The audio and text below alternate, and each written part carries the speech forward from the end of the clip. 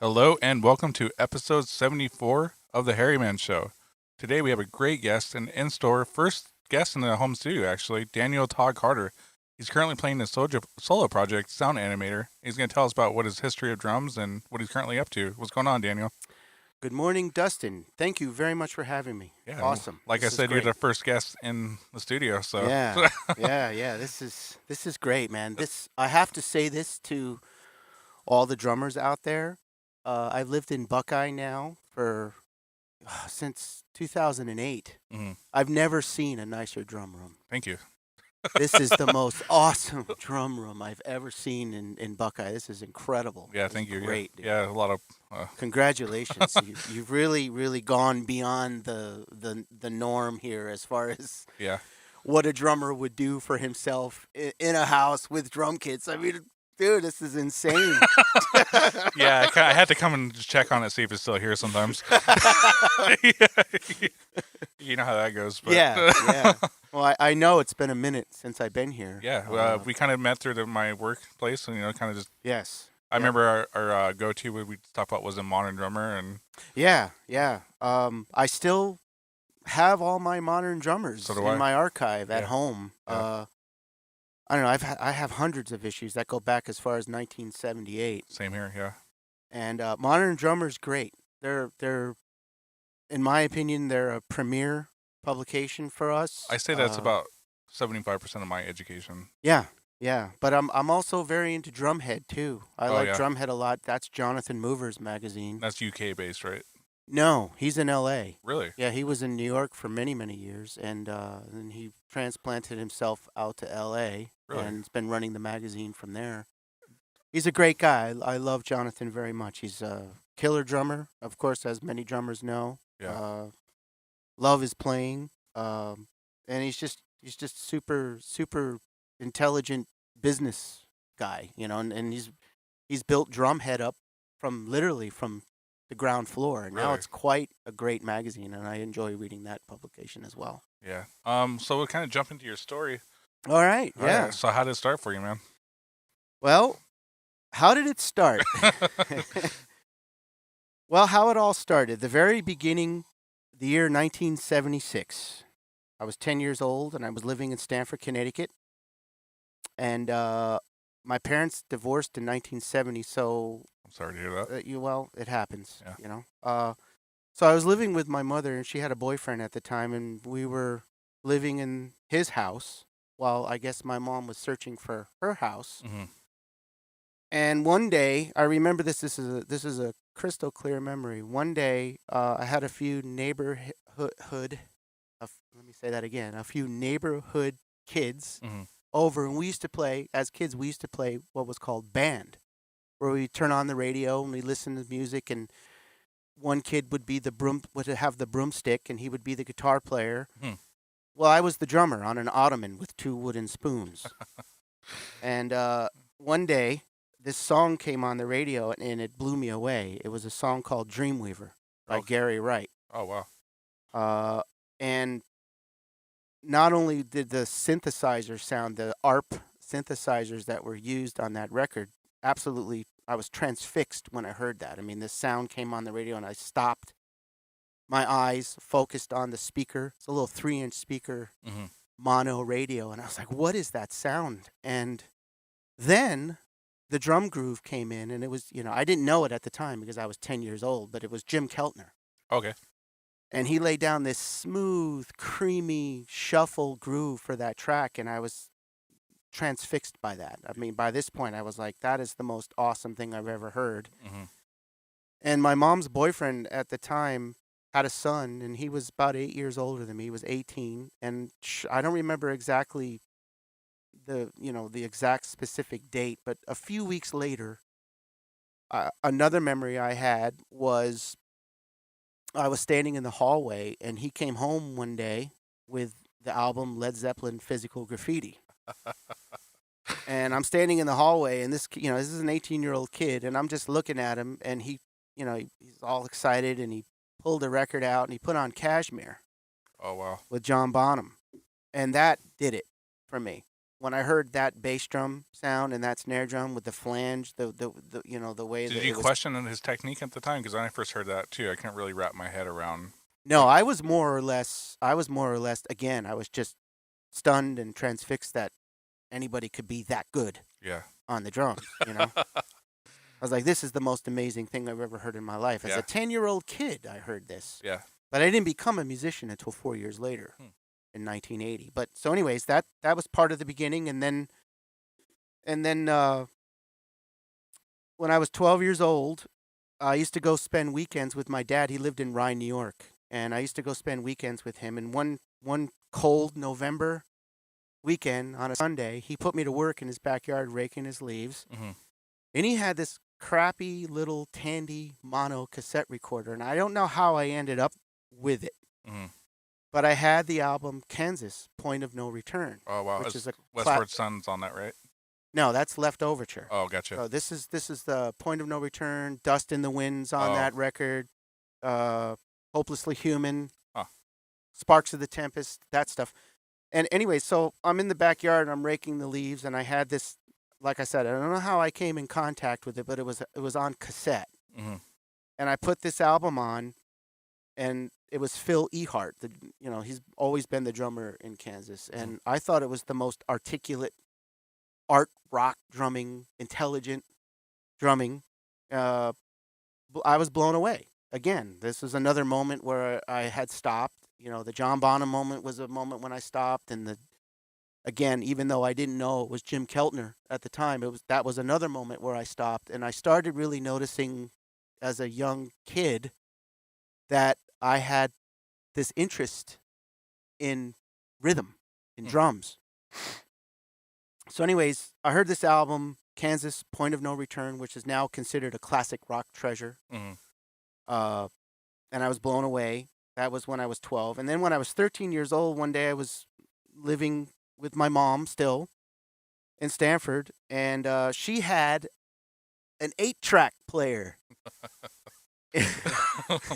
We laugh now, but that was the norm. That was the norm, yeah. And she had the album ELO, Electric Light Orchestra's album called Out of the Blue. Oh, that's a badass album. With Bevan on drums. Yeah. And that blew me away. And when I heard that, I was like, well, that's just those songs are still hits today. Yeah. They're playing them in movie soundtracks, and they're still right, exactly. But I think the thing that really made me notice, the one thing that I really noticed about that record was the fact that Bev was just this pounding rock drummer. I mean, he had a savage attack coming out of those, 1970s drum sound. Mm-hmm. And I was like, wow, this is really cool. So now at this point, I'm roughly 13 years old or so, yeah. And I had these experiences, and I started taking an interest in, what is the drums? What is rhythm? I like it. Mm-hmm. But then the defining moment came when I was 15 years old, 1981. I remember this clearly. December of 1981, my cousin called me up one day and he says, "What are you doing tonight?" I said, "Nothing." Being a 15-year-old kid. Yeah. Probably staying home and watching TV or whatever. Yeah. He goes, "Well, I'll get ready in an hour. I'll be over and I'll pick you up. We're going to Hartford, Connecticut." I'm like, "Oh, okay." So he picks me up, drives me up to my very first concert, Rush. What? Exit Stage Left tour. That was your first concert? That was my first concert. I was 15 years old. And I'm like, wow. It was sold out. So this was the Hartford Civic Center, and that's, I believe, 28,000 people. Jesus. It was packed. I mean, the place was literally, I was like, wow. I didn't know who Rush was. Huh. I was like, who's this? And that was my very first concert.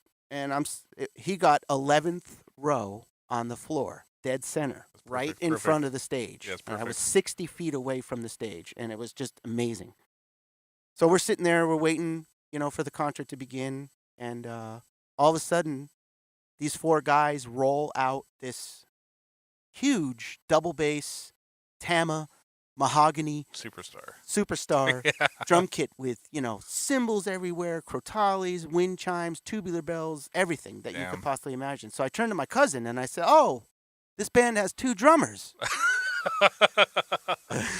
Nope.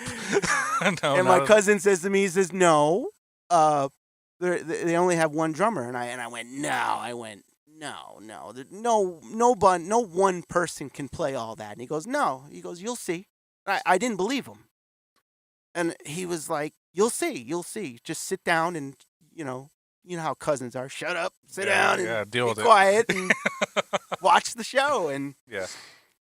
so the show happened, and that Dustin was a defining moment, like 10 million other drummers in the world, as far as Neil Peart is That must have been concerned. mythical at that point. I was so blown away Yeah. by that. That's when I walked out of the Harvard Civic Center, I knew I wanted to be a drummer. Jesus. Neil totally changed my life. And I heard Bonham, and I heard Phil Ehart and Jim Keltner and some of these guys, Bev Bevan, like I was talking about before, but it was Neil. I didn't know, again, the only way I could really illustrate this is to just cut to the chase and say I didn't know at the time anyone can be that good on an instrument. Anything, really. Yeah. And he absolutely blew my mind. So that's when I went home and I said to my mom, I said, Mom, I want to be a drummer. And she looked at me and she was like, you want to be a what? Yeah. And I said, I want to be a drummer. This is what I want to do. I finally had found something in my life because I had a troubled childhood, and I finally found something in my life that I could adhere to, focus my mind on, and use as a vehicle to become good at and to have a direction and a belonging in life. So my mom turns around and she says, okay, well, if you want to play drums, fine. I'll get you lessons. I begged her for a drum set. She said, no, you're going to have to show me for an entire year of lessons before I purchase a drum set for you. That's still a Help great you. method. Yeah, that's a great mom. And I thought, yeah, she was a good mother in a lot of ways, and she was supportive, and she never gave me a problem about it. And she just wanted me to really prove to her that she wasn't wasting her money. So I went and I found this local teacher, a guy by the name of Lou Gabriel, bless his heart, and I went every week, and he taught me the basics, Dustin. He taught me how to sit correctly at the drum set, and he taught me, the basics of what a single stroke roll is and a double stroke roll and a flam and all that sort of stuff. And he taught me, how to sit at the kit and balance myself on the throne and foot technique and how to position my snare drum, so on and so forth. He was an old school jazz traditionalist to play traditional grip. Was he smacking your hand when you did match? No. He was kind, and he was gentle, and he was patient. And I studied with him for almost a year. It was about maybe 8 to 10 months I studied with him, and I was pretty diligent. We went through syncopation and we went through stick control. Not the entire book all the way through, but we went through assorted in various pages, and he would show me different exercises and stuff. And then I wanted to get involved and expand more, so I started wandering down to, this was high school. I was a freshman in high school, sophomore in high school at this point. And I started wandering down to the band room, and that's how I befriended the school's band director, gentleman by the name of Charles Murphy. And you're good with names. I can't remember any of my childhood names. Rest in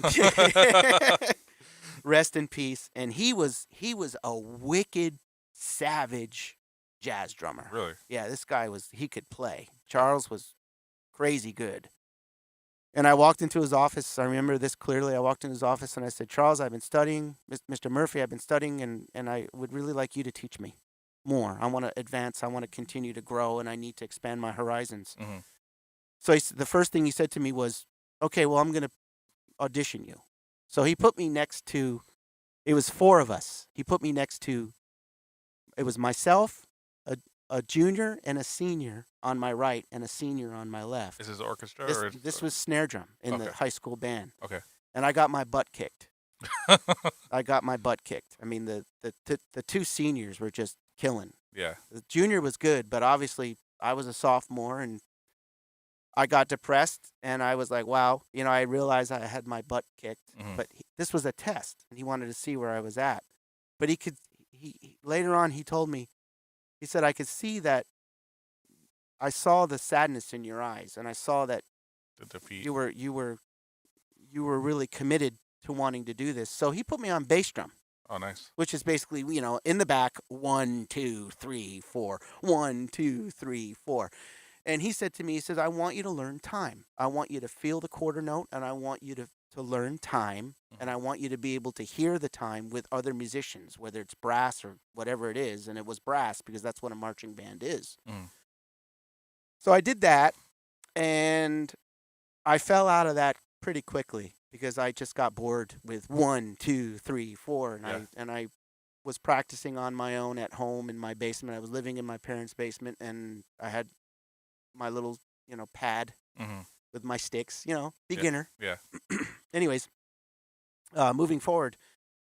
Uh, again, I don't remember the specifics here, but one day I just decided, you know what, I'm gonna call up Modern Drummer, and I'm gonna ask them if they could help me find a teacher. Oh, And that's how I got to be friends with Scott Fish. really? And Scott Fish, if you remember from the early issues, he interviewed a lot of very famous drummers, including Neil Peart. And that's a story for a different day. Yeah. I was supposed to meet Neil Peart, but Oh, really? through him once, but it didn't work out. But anyways, so I called up Modern Drummer and I said, "Hi, Modern Drummer." And I met Scott over the phone. We never met face to face, but I had started a conversation that went on for about a month or two. Mm-hmm. And I asked Scott, I said, "Can you find me a teacher that I can really learn from? I wanna keep going." I was just by this time I had the Rush concert happened. I had been bitten by the bug. Mm-hmm. I was thirsty for knowledge and hungry, so on and so forth. And so he calls me up one day and he says, "I've got a lesson for you with, believe it or not, with, are you ready for this?" And I'm like, "Okay." He's like, "I got a lesson for you with Gary Chester." Holy shit. Yeah, that's pretty badass. And excuse me. And I was like, "Well, who's Gary Chester?" I didn't, I was 15, Yeah. 16 years old. Yeah. And he explained to me, well, Gary Chester is one of the most recorded drummers ever. Mm-hmm. And he teaches very serious drum lessons. So he arranged it, and I got in I had a little Ford Pinto at the time, and I drove from Stamford, Connecticut up to Suffern, New York, up the New York Thruway, over the Tappan Zee Bridge, and I went up to his house, and he had this enormous studio, like you, just this huge room set up with drums everywhere, Mm-hmm. and he had a enclosed porch, a screened enclosed porch, and that was his waiting area. Huh. And that's where I would wait for my lesson. Yeah. And I took a lesson from him. And Gary, at the time, I didn't understand it because, again, I was a teenager and I didn't understand this way of thinking. Mm-hmm. He said to me, he said, "Well, you suck." And I'm like, "Really?" I'm not laughing at you. No. I just like the sternness. I played. He asked me to play. He had this beautiful Ludwig Champagne Sparkle drum set with two mounted in one floor, Mm. and a beautiful Black Beauty snare with all Zildjians. And he said, "Sit down and play." And I did. And he said, "You suck." And I was like, "Okay." I looked at him and I was like, and I'm thinking in my mind, who is this guy? I'm thinking, I'm a beginner. Of course I suck. Yeah. I'm not going to be freaking Jim Keltner or whoever, you name it. So he says, "I'll get back to you." And he called up Scott and he said, "Scott, I got to be honest with you. I teach some of the top drummers in the world. I don't really have time for this kid. I just got to be honest with you." So Scott called me and he said, "This is the conversation I had with Gary. I persuaded him to take you on." I was like, "Wow, thank you, Scott. I really appreciate it. It was a blessing from Scott." This is off subject, but what was something like a lesson like that cost at the time? He was charging me $25 an hour That's a in lot. 1983. It's a lot. Yeah, which today, in today's terms, is about 160 an hour. Jesus, that's a lot. Yeah, yeah. So I started studying with Gary, and that's when my eyes got opened. Mm-hmm. Because I would go to my lesson, and I studied with Gary for almost a year. And I learned so much in that year. I learned, Gary was a genius. He was one of the greatest teachers I ever had. And I would go to my lesson, And there was a few months, there was about maybe 2 months where I'd walk into my lesson and I'd be waiting for my lesson, and out would walk Dave Weckl. Holy shit. And that's how I got to know Dave. Yeah. Well, we both had the same teacher, so every week it would be, "Hi Dave, hi Dan, hi Dave, hi Dan, hi Dave, hi Dan," Yeah. And about a month went by, and I said, "Dave, where are you playing at? I want to come see you play." And he was playing in a local Westchester County, Fairfield County, New York tri-state area band called Night Sprite Mm. at the time. This was before he got famous. Yeah. And I got to know Dave. He gave me his number, and I got to know Dave pretty well. Dave's another wonderful, great guy. I love Dave. He was very humble Yeah. with me. And I was underage, so I'd have to go with my mom. Mm-hmm. And the very first gig I went to was Beefsteak Charlie's in Stamford, Connecticut. He was playing with Night Sprite. Really? And my mom had to take me because it was a bar and I couldn't get in. I was underage. I couldn't get in. So my mom and Dave had worked it out with the manager of the bar. As long as the kid sits in the corner and drinks soda, yeah, no liability. He could be there. Yeah. He could be there. Yeah. So anyways, cutting to the chase, again, getting back on track here. Gary was just incredible. I learned so much, and it was Gary was very humiliating. He was very honest. He dragged out a lot of me as far as what my problems were, because his philosophy, Dustin, was if you got mental issues, if you've got psychological issues, if you've got health issues and physical problems, I don't care how good of a drummer you are. You're not going to sound good on your drums. And he always used to tell me this all the time. I remember that he ingrained this into my brain. He said, "I don't care if you have technique from here to Mars. Yeah. If you can't make me feel good, if I'm not tapping my foot within 5 notes, you're not a real drummer." Oh, wow. And he taught me all about time. Yeah. He taught me all about what it meant to be in control. Gary's system, the New Breed. I don't know if you know that book. Yeah, obviously, yeah. That's so famous. His systems are all about control and creativity. And he always used to tell me, he said, "Daniel, you can't just be good on the drums. You have to innovate." And I looked at him and I was like, "Innovate? What does that mean?" One day I questioned him about it.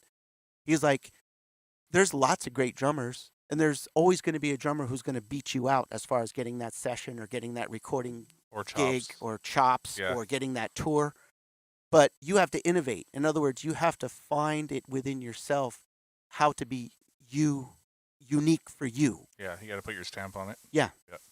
So that's how it happened. And and then in '83, I was 17, and I remember my eyes were opened. I met Weckl. I'd be in the middle of a lesson and the phone would ring. It would be Kenny Aronoff, calling Gary. "Hey, what should I do?" He had this dictaphone. You remember the old dictaphones with the speaker? Oh, yeah. Where you could just press the button like on Charlie's Angels. You remember that? Yeah. So he'd be in the middle of a lesson and the phone would ring, and Gary was all about multitasking. So he would just press the button and he'd be giving me a lesson. I'd be playing the drums and I'd hear, Kenny Aronoff would call, Max Weinberg would call. "What should I do about this? What should I do about that? How do I negotiate this session or whatever?" And I'm sitting there and I'm thinking to myself, well, that's real world training right there. Yeah, your eyes have been opened, dude. You need to straighten up and fly right here. Yeah. So I went home. He gave me this lesson. I remember this very clearly. He gave me this lesson. I went home and I jerked around and I didn't practice. And I went back the next week and I was supposed to know this material. I sat down. Dustin, I played 3 notes.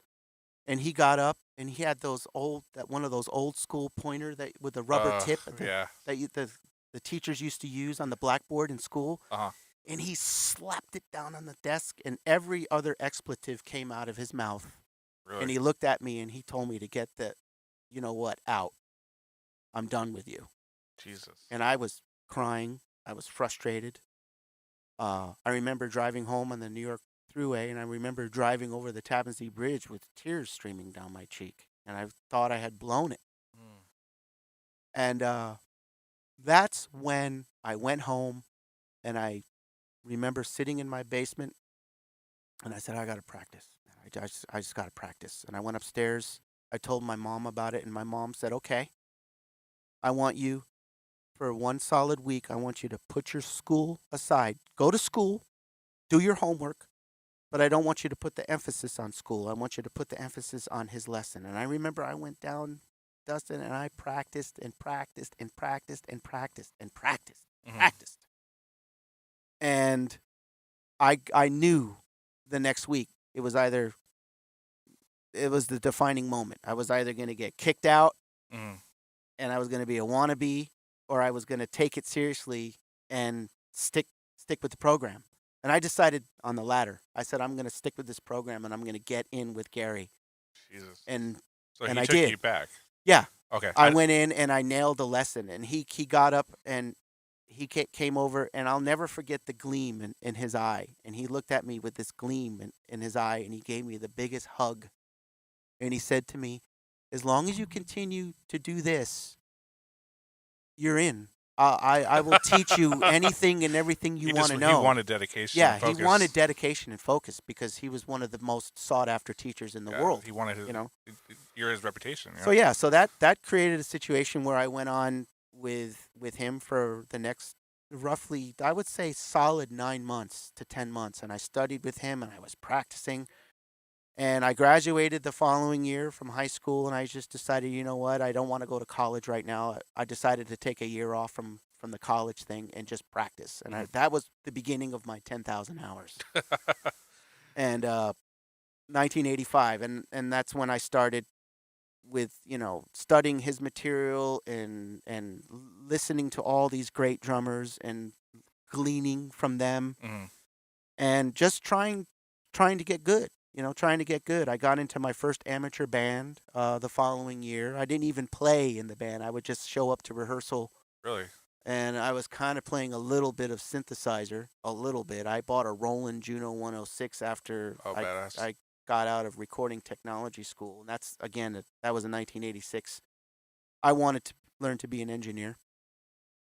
So anyways, that's how it all started, basically. So I know you left a lot out, but that's pretty cool. That's actually, Yeah. I didn't know you were in that circle at that time. I mean, Yeah. That's pretty cool. Just a kid, and a pretty immature kid, but at the same time hungry.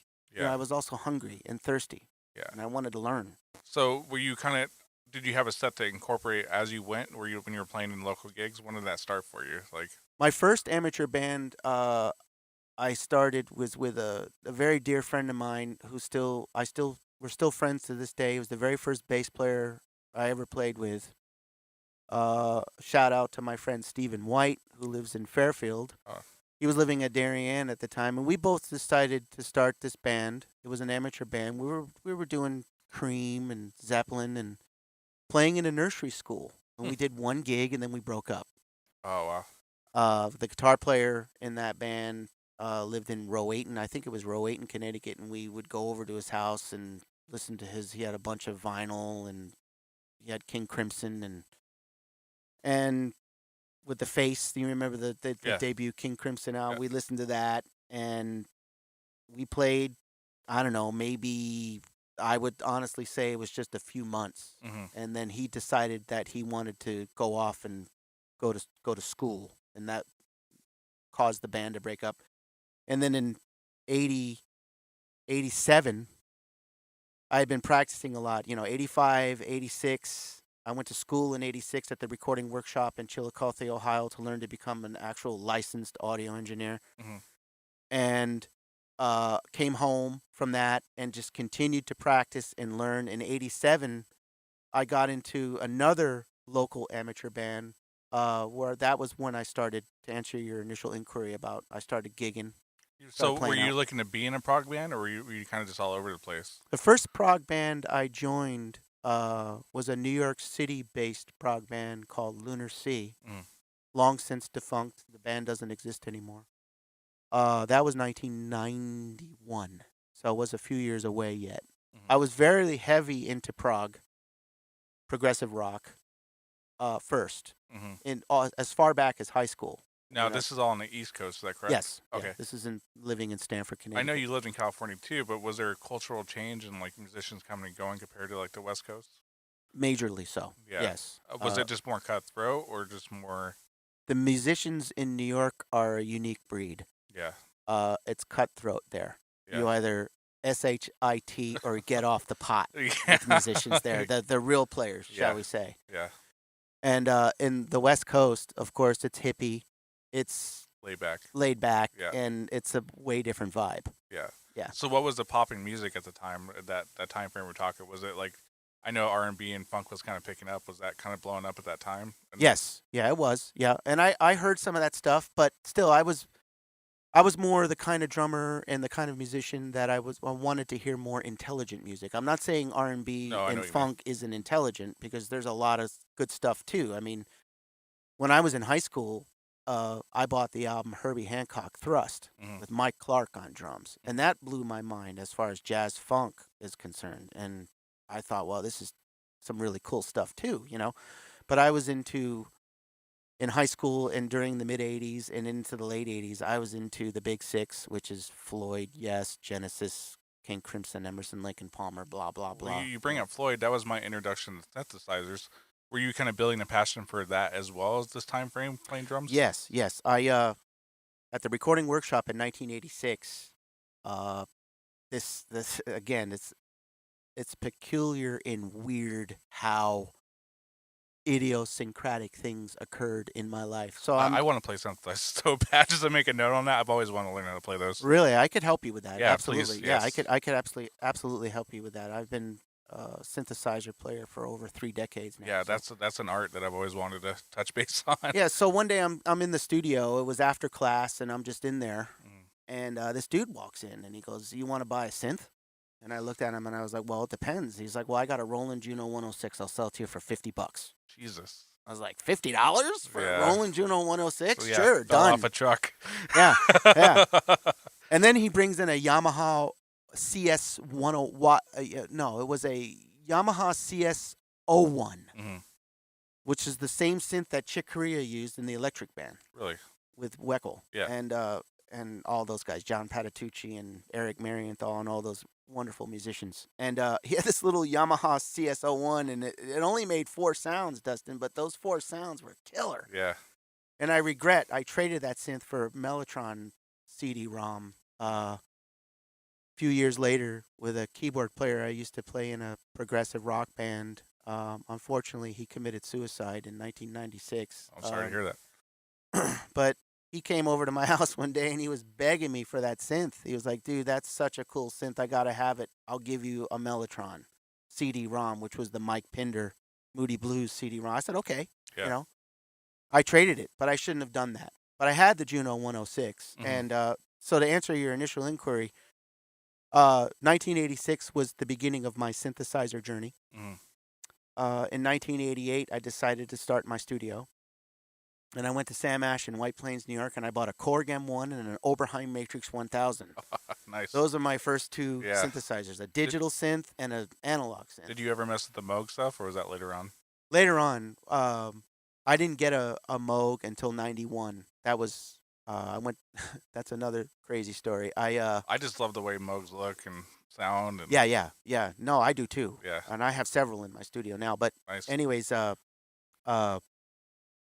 I had another friend of mine who I lived locally right around the corner from me. And one day he says to me, "Hey, man, Hawkwind's playing in New York. Let's go see Hawkwind." And I was like, "Yeah, let's go see Hawkwind at the Wetlands." It was at the Wetlands. And we went, and this was December of 1990.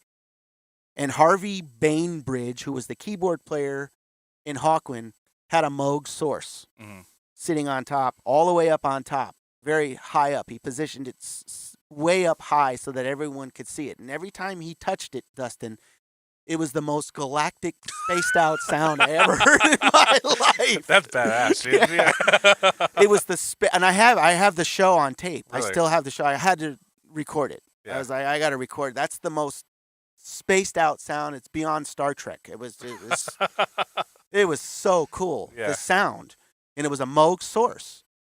And so after the show, he's standing by the bar, and I walked up to him and I said, excuse me, what is that synth that you were using? He goes, "Oh, right, mate. Yeah, that's a Moog Source, man." And I said, "Yeah, that's the coolest synthesizer I've ever heard in my whole life." Mm-hmm. And it's a monophonic synthesizer. It only makes one note at a time, and you can only produce one note. But that note is Yeah. to die for. Yeah. Yeah. So that's how I got into synths, 1988, and I decided to start my studio, and I just slowly have been building over time, and now I have, well, last time I checked, I have 28 hardware synthesizers Jesus. in my studio, and I have 24 software synths Damn. in my studio. I got the Arturia V collection and Would you say drums or synths are more addicting? drums. Yeah, I feel like This is a drummer show, so I'm just going to be honest. No, I'm man. just saying, like, just in honesty, I can see those both being kind of just never ending. Yeah. But I mean, I was into Pink Floyd. I was into Tangerine Dream. I was into early Yes. Obviously Rick Wakeman, Emerson, Lake and Palmer, of course. Keith Emerson with the Moog modular. Mhm. So I heard all these synthesizers from as far back as high school, and I was very intrigued by that too. Mhm. And I had gotten introduced, backtracking a little bit. I had gotten introduced to science fiction when I was 4 years old. So I Okay. was heavily into Star Trek and UFO and the show UFO in Space 1999. These are all 70s shows. So I mean some of your younger audience are going to be like, "What is that? I never heard of that." But Yeah. some of the older audience that is listening to this will go, "Oh yeah, Space 1999. I remember that, Yeah. and I remember Star Trek from the 60s and so on and so forth." And it really was a combination of an instrument that I could express myself on, that I could combine that with science fiction and space and so on and so forth. And Do you still have a science fiction bug in you? oh yeah. Oh yeah. Yeah. Same, but that's another podcast. Yeah. Yeah. I'll never get rid of that. I mean, Yeah, I've always been good. fascinated with science fiction. Yeah, I mean, more so today. So yeah. Yes. Yeah. So I know you. When did you venture out from the East Coast? Was it kind of in that time frame, or did you? No. Okay. No. I by the time, this was where we left off with the preceding conversation here. 87, 88, I was playing in a couple local amateur bands in the Fairfield County area, and then 88 I continued and I was practicing a lot. And then 89 I was having some family issues. My aunt passed away from cancer, and that really affected me because Sorry to hear that. she was a very loving person towards me, and she really helped me a lot with issues. She was a person I could go talk to a lot, and I did. Mhm. And then in 1990, I answered an ad in the Village Voice in Manhattan. An ad was put in there by Kenwood Denard. I don't know if you know who Kenwood It Denard sounds is. familiar. I'm really bad with names. He was the drummer with Miles Davis and Wayne Shorter, and he's also played with Stanley Jordan, and he's played with Herbie Hancock. He's played with Allman Brothers. He's one of the gurus in drumming. Yeah. And he had a number in this ad, and I called him up. I just called him up, and he picked up. "This is Kenwood Denard. Can I help you?" I said, "Hi, Kenwood. You give drum lessons?" He says, "Yeah." So that's how I met Kenwood Denard, and we've been friends to this day. Really? So to answer your initial question, it wasn't a while yet. It was still 10 years away before I actually moved out to California. I moved out to California in June of 1998. Okay. And then when did you start doing your solo projects? Like, The very first trace of me starting to do my solo sound animator was in 1989 when I started writing down my ideas in a notebook that I still have. Yeah.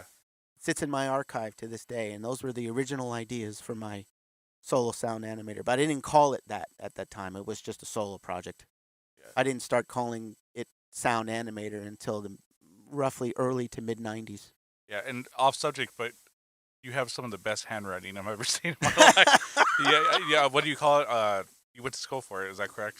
Yes, at the Connecticut Institute of Art, I studied calligraphy. Calligraphy, that's the word. Yeah, I remember you bringing a list to the store one time, and I'm like, "Did you write this? Or is this printed?" Yeah. I was like, "This is just beautiful handwriting." Well, Yes. thank you. I appreciate And that. it shows in your playing too, the articulation. drumming shows a lot of our personalities, and even the way we write and stuff like that. Right. So I Right. I Yeah. saw how it transformed and transcended into your playing as well. Well, I learned one of the things I learned from Gary and also Kenwood too was articulation and attention to detail. Yeah. Kenwood, Gary taught me, of course, what we had previously discussed, but Kenwood taught me prestigious and phenomenal drumming techniques. Mm-hmm. And he had exercises that went way beyond the norm. He was a Berkeley professor for 25 years. I just spoke to Kenwood about a month ago. He just retired after 25 years at Berkeley. Mm-hmm. And we laughed. We reminisced and laughed because he used to teach this course at Berkeley. And he had a 93% dropout rate in the class with drummers. Ooh, that's rough. And it was a class where he taught what is called an AOB graph, and I'll explain that to you sometime. Mm-hmm. It's really difficult. You really have to be warmed up, and you really have to be mentally in tune to be able to handle his AOB graphs. But what it does is it shows you where you're at on the grid of time, whether you're rushing or dragging. Mm-hmm. And yeah, so I studied with Kenwood in 1990 and 1991, and then in 91 I decided I was working at a law firm in 1991. That was a really good job. I always regretted letting go of that job, but I quit to go to art school because I really wanted to pursue my art and I really wanted to pursue my music. So I went to art school in Greenwich, Connecticut, the Connecticut Institute of Art, which was at the time was a very prestigious school. It was a tough school to get into. It's now defunct. It doesn't exist anymore, but it was a good school, and people were coming from all over the tri-state area to go to that school. And I went to that school 91, 92. 92 is when my professional career began as a musician. Nice. I got into my first professional band called Lord Have Mercy. We toured all over. Just a prog band? What kind of genre? No, this was a hard rock, thrash, reggae. Oh, wow. That's the best. Yeah. That's one so round it was to like, another. yeah, we were into Nirvana.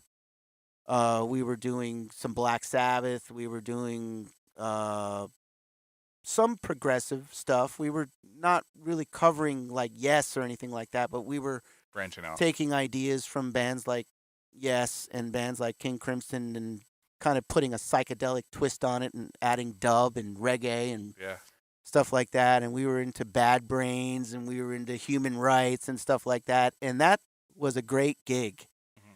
That was when I really got to go on tour. I got paid for the very first time and started opening up for some major acts. We opened up for the Spin Doctors and we opened up for Human Rights and Bob Marley's guitar player in Human Rights, and we opened up for Eka Mouse, and that was a great gig, and Yellow Man, and all these really cool gigs all over the East. So were you attracted to the idea of touring, or were you turned off by it? No, I loved it. Okay. I loved it. It's either one way or another. Yeah, it was great. I loved it. I was a young man. I was in my mid-20s, and I was, as far as I was concerned, heaven. Yeah, let's hit it. Yeah. Yeah.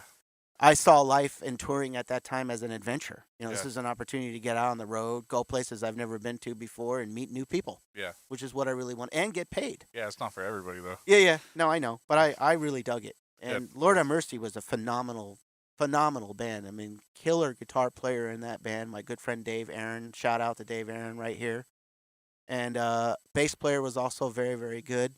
The lead singer in that band, that was his band, used to be in a band called Styley. Okay.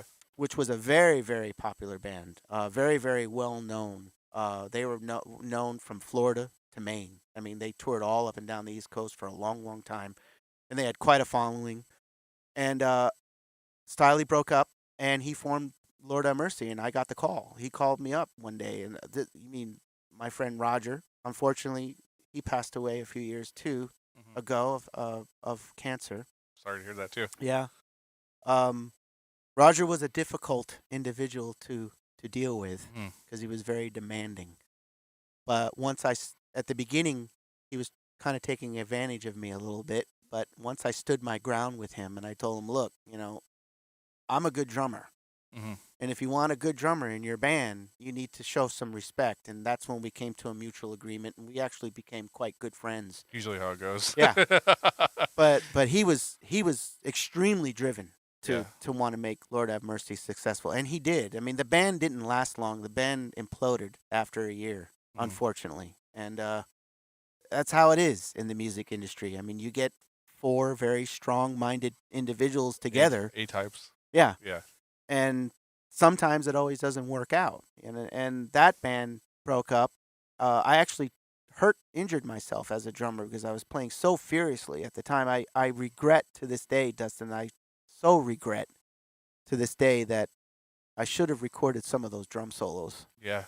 Yeah. that I did, because I had friends even tell me recently, I remember, dude, when I came to see you at blah, blah, blah, and you did this drum solo, and everybody's jaw was on the floor, and you were doing this stuff like, oh my God, like, and I regretted it. I regretted it to this day that I didn't record any of those drum solos. But anyhow, moving forward, the band broke up. That was end of 92, and I still had a year to go Mhm. in college at art school. That was with no liberal arts. It was just art school. Mhm.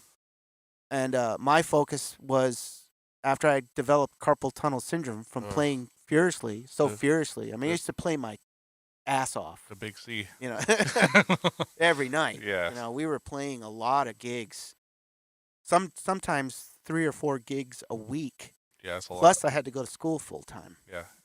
and I had to work a part-time job. Yeah. Yeah. That's how it goes. So I mean, I was at Right. that point. You know, you're in your mid-20s. You had unbelievable metabolism, and Yeah. I could stay up for 3 days and do all these things to meet deadlines and Yeah. assignments and so on and so forth. But anyhow, so I had a year to go in school, and that was 93, and I graduated in June of 94 from the Connecticut Institute of Art, and that's when I started another band called Solid Space, and with a guitar player.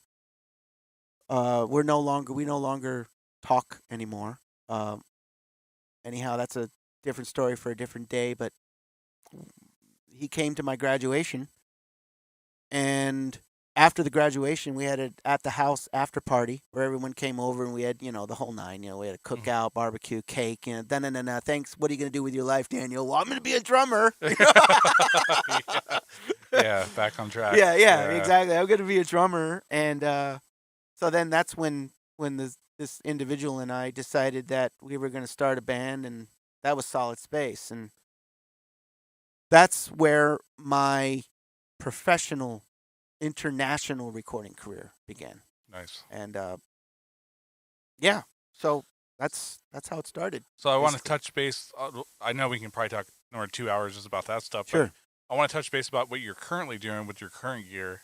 I know you mentioned you had a home studio. What is your go-to drum set now?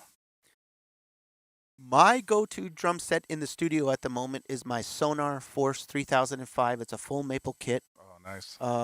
And it's a sunburst finish. Mhm. I've got, like you, Remo color tones, top and bottom. Yeah. Love those heads. Yeah. They're killer. I've tried all kinds of different heads on those drums: pinstripes, ambassadors, clear ambassadors, coated ambassadors, and I somehow always just drift back to the Emperor because I like a 2-ply head, They work on everything. and I tune it really tight, Mhm. like Bruford, Billy Cobham, John Bonham. Mhm. That's what I go for. But I like a lot of attack. I like to be able to, the tip of the stick to hit my drum, Mhm. and I want to feel the attack of the drum and then get the resonance to Mhm. come. So that's my go-to drum set in the studio, and that's I got that. It's basically what it is. It's a 12 rack. I'm like you. I keep a simple kit these days. Yeah, I have to have that rise up in front of me. Yeah, I have a 12 rack, and then I have a 14 floor Mhm. with a little 20 kick, and then the matching snare is a 5.5, Nice. and then it's all Zildjians. And I got from you, actually, well, from where you work at. But Yeah. I somehow, again, I became extremely blessed, but I got the full set. I somehow managed to, through the company you work for, Mhm. put together an entire Zildjian. It's the limited edition 391 391s. They only made them for 1 year, and Really? they're all prototype cymbals. Oh, nice. And I got the 22-inch ride, which is a medium ride, and I got the 20-inch medium ride, and I got an 18 and a 16 crash, and I got the 14-inch Master Sound hi-hats. Oh, nice. So that's on that kit at home. And then I also, sometimes I'll throw up the Oriental China, which is an 18-inch, or I'll sometimes throw that up. And then my live kit these days is a Yamaha Stage Custom. Oh, those are like a steal for the money, man. Those things just sound Yeah, good. all birch. Yeah. And Raven Black. Yeah, nice. And that I've got two bass drums that I switch out on that kit. I've got the 20 by 17, which is a pretty big. It's like a little cannon. Yeah, yeah. And then I have a little 18, a little Nice. 15 by 18. Yeah. And the 12 and a 14 in the Raven Black. And I went back again later and I bought the matching snare drum.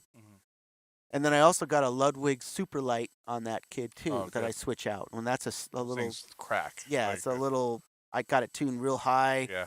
And it's a steel drum. And on that kit, I'm using Meinl Classic Customs Dark. Oh, those are great too. And they're great. I Yeah. love them. Yeah. They're great. They're not like the Zildjians. No, China's especially in that series. They're like shh, just cut. Yeah, they're not like the Zildjians. They I've been a Zildjian man all my life.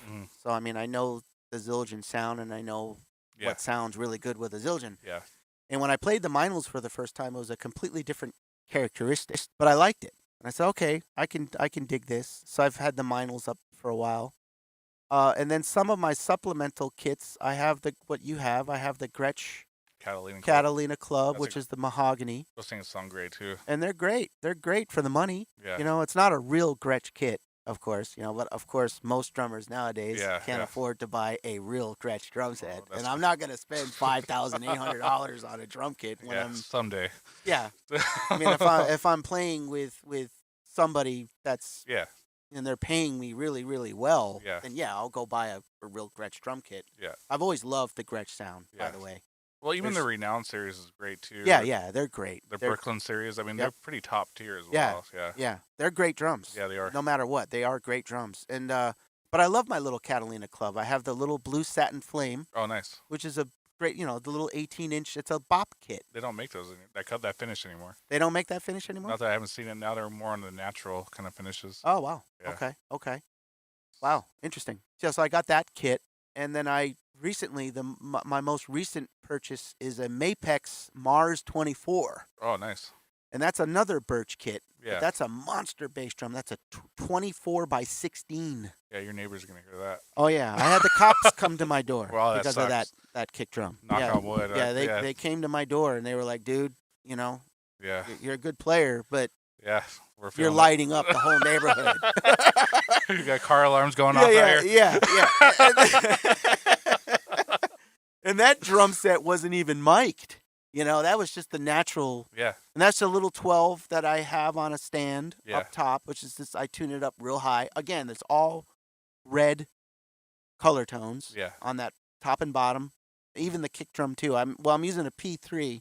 Oh, nice. On the kick, but then the front head is just the regular Mapex, resonant head. Yeah.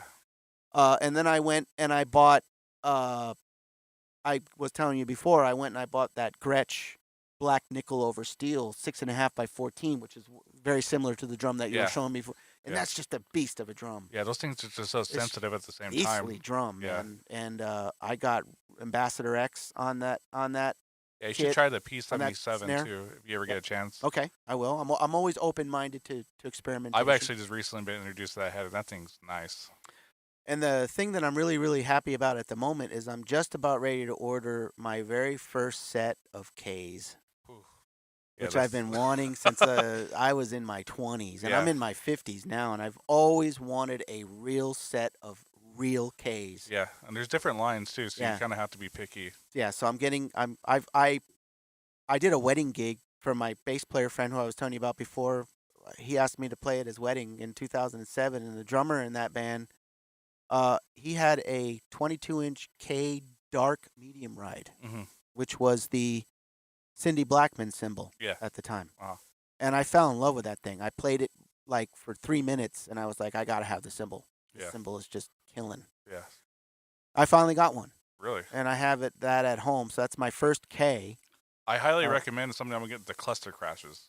Okay. So Yeah, I heard about those. yeah, hit those and you're like, oh, like Wow. yeah, those are my next summer purchase right here. Okay. So I'll keep an open mind to Yeah, that too. especially Yeah. the 18. Okay. Yeah, Okay. Yeah. yeah, Yeah. So I'm gonna get those K's here probably in the summer. nice. Finally. Yeah, It only took a minute or two to get them. uh, But it is what it is. Yeah, but yeah, I have that, and then as I was telling you before, before we came on air here, my pride and joy is my Tama Art Star 2s hmm that's in the quilted bird's eye maple. yeah. Hold on to that. I've had 3 drummers approach me and say, "I'll buy that kit from you right now. Don't. I'll take you out in the parking lot and I'll put cash in your hand." And I was like, "Nope, I No, won't sell those drums." no, don't. And I've toured all over the United States with those drums, Yeah, all over North America with those drums. And I've had some very famous drummers play those drums. The Pip Pile, I don't know if you know who he yeah, is. yeah. He was the original drummer. Well, not the original drummer, but he was the drummer that replaced Bill Bruford in National Health. Huh? I got the call to tech for Gong in '96. Really? Yeah, the manager of Gong called. I was sitting in my studio one day, and the phone rings, and hi, Daniel. Yeah, listen, this is Sean Ahern calling you. I'm the manager of Gong, and I was wondering if you wanted to go on tour with Gong. Well, how am I going to say no to that? Yeah. You know. Yeah. But the condition is we need your drum kit. I was like, okay. hmm My condition was, well, my drum kit doesn't leave my house unless I'm following it. Yeah. He's like, all right, I'll let you tech the tour. And that's Jesus. how I got to know Pip, and we became very, very close. And Pip's one of my favorite drummers Really? from the English Canterbury scene. Huh. And I don't know if you remember a band called Camel. Sounds familiar. They were a prog band from England, and Andy Ward, the drummer in Camel, also played those drums as well. Really? And those drums, I bought that kit in 1990 in Portchester, New York. Really? I got it with all top of the line Zildjians. They don't even make it anymore, but Tama made what is called the Tama Stilt hardware, where Oh you yeah, I could remember actually that. Yeah. make the hardware tilt towards you. You could adjust it. With the big weights on them. Yeah, Yeah. yeah. I had all the top of the line Tama hardware, and these drums were just amazing, and they're still amazing, and I still have them. Yeah. Hold I'll on. never sell that kit. Yeah. That kit will. I'm actually going to put in my will to have the. I'm going to take the front head off and the back head off, and I'm going to get the coffin to be big enough so that you could stick my body through the coffin and I could be buried in my bass drum. Oh Jesus, that's pretty hardcore.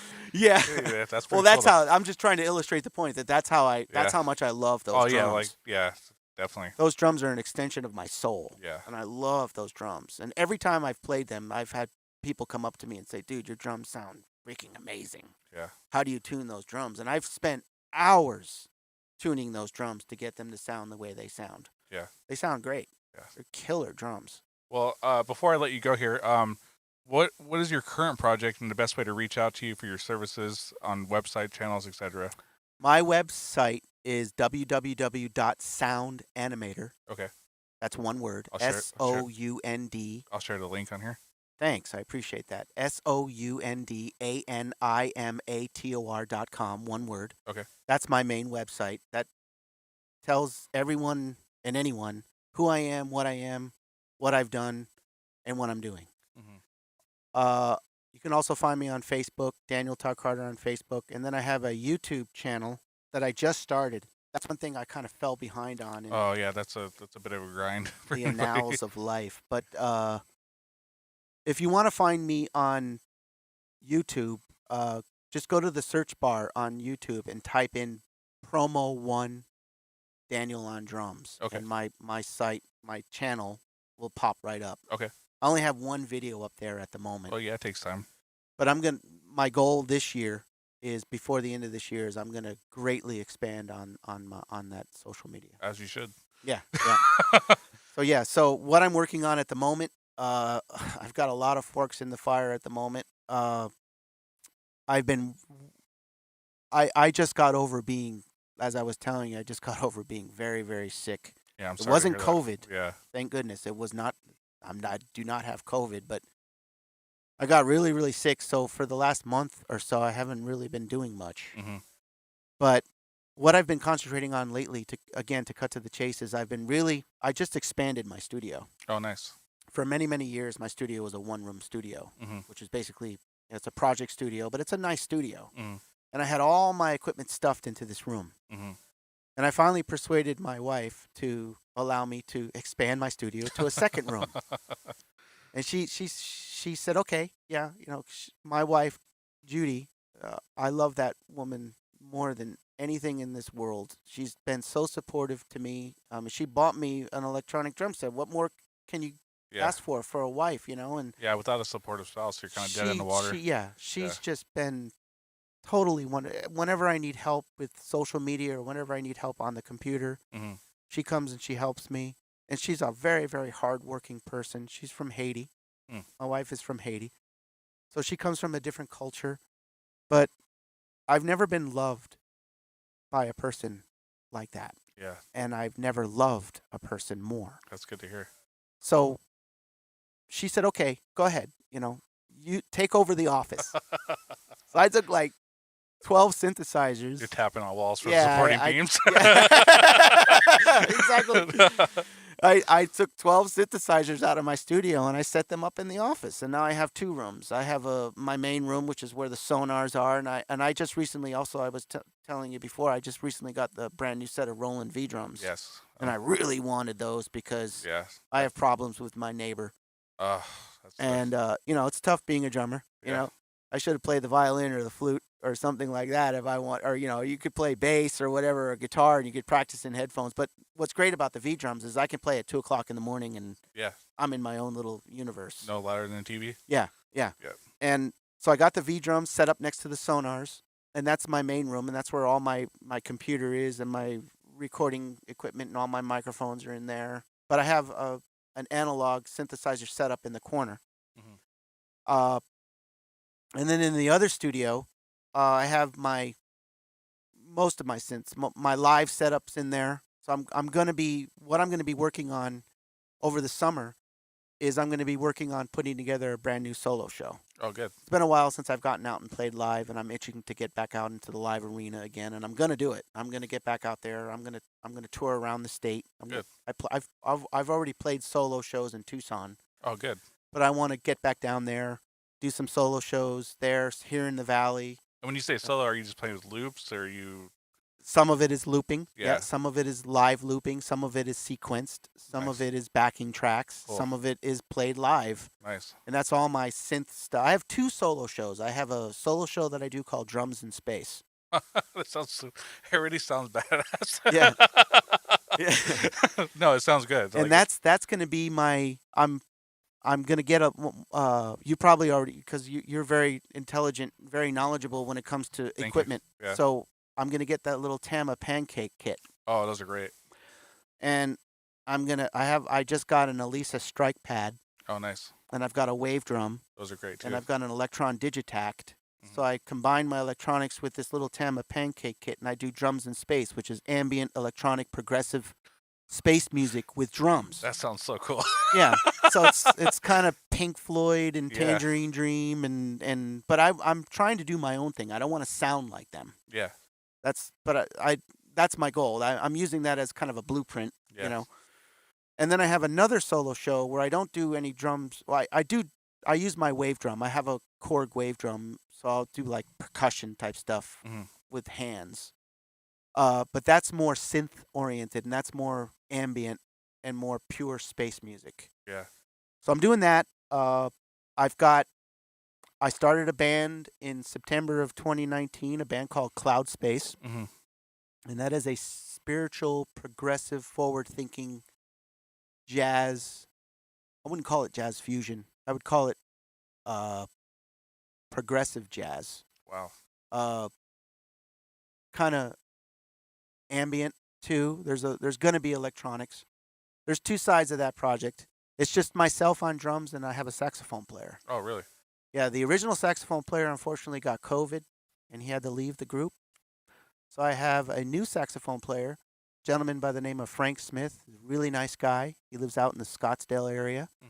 And he used to play with Gladys Knight and the Pips. Really?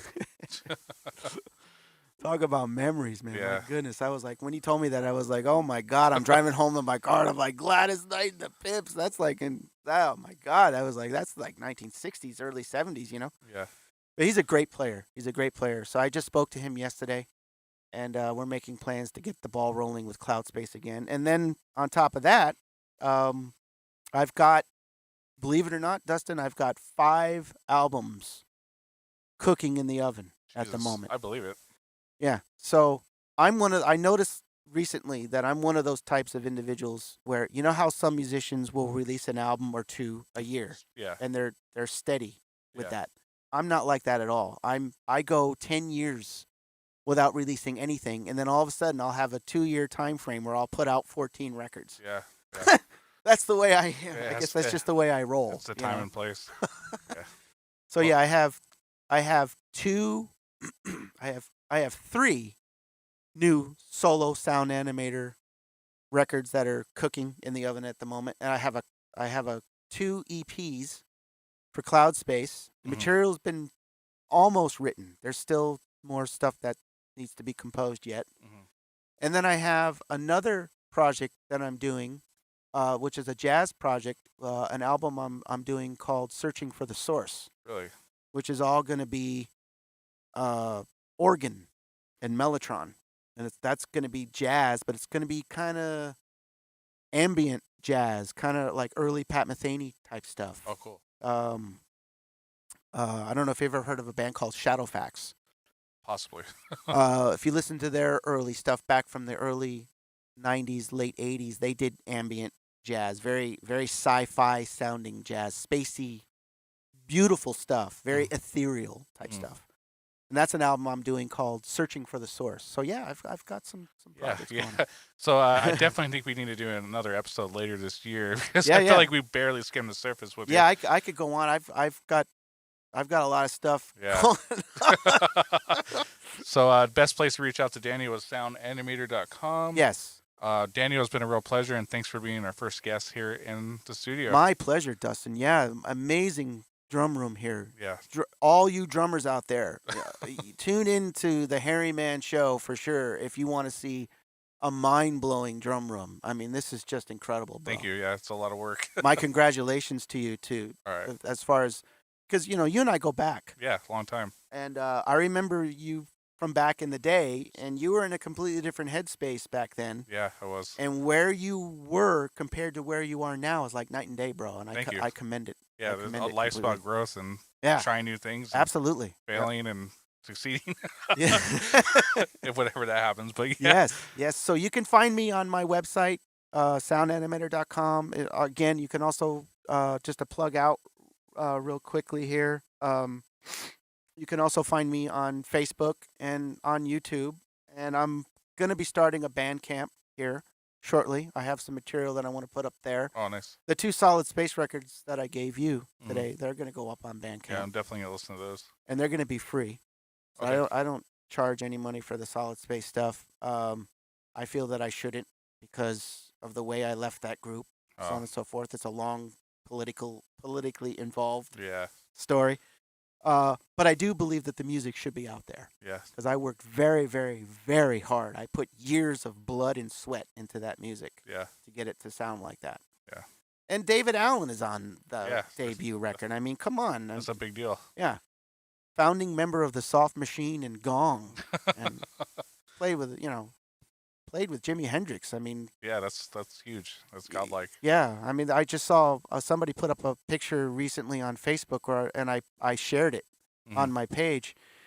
And it was a what if post. What if history took a different turn and it was the Soft Machine Jimi Hendrix? It was the Jimi Hendrix Soft Machine experience. Jesus. And it was a picture of Jimmy sitting down in the front on a velvet chair with his velvet.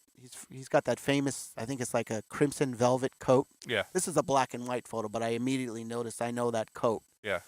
He wore that coat a lot in the late 60s. And it's basically what it is it's David on rhythm guitar. It was supposed to be David on rhythm guitar, Kevin Ayers on bass, Robert Wyatt on drums, and Mike Ratledge on organ and electric piano with Jimmy on lead guitar and vocal. Huh.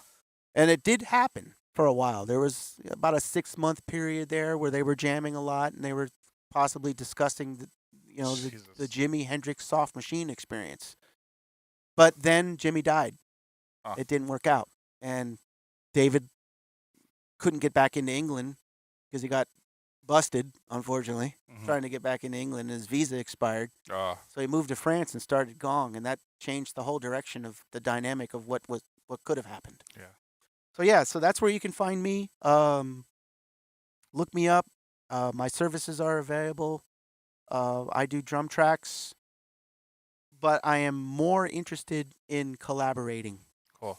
I don't mind doing studio sessions, Mhm. and like if you feed me a chart or if you feed me some music and you want me to lay tracks to it, I'm very open minded to that. But I'm more interested in innovative, interesting, and original collaborations and stimulating and intelligent type collaborations. I'm not interested in playing on Nicki Minaj records and recording Powerade Gotcha. commercials. You know, Yeah. I'm not interested in doing. I can't emotionally connect with that. Yeah, you got to be into it. Yeah. Yeah. So Bill Bruford taught me that. Yeah. I remember reading in a Modern Drummer interview recently. He said, if I cannot emotionally connect myself to the music, I'm not interested. Yeah, it comes And half-assed. that's the reason why when he played in Pavlov's Dog, it didn't work out. He only did one gig with them. It was like, okay, I'm not interested in playing the blues. I'm a progressive rock drummer. Yeah. So yeah, that's where you can find me. And it's been a huge pleasure Yeah. to hang with you, brother, and be on the show. It's great.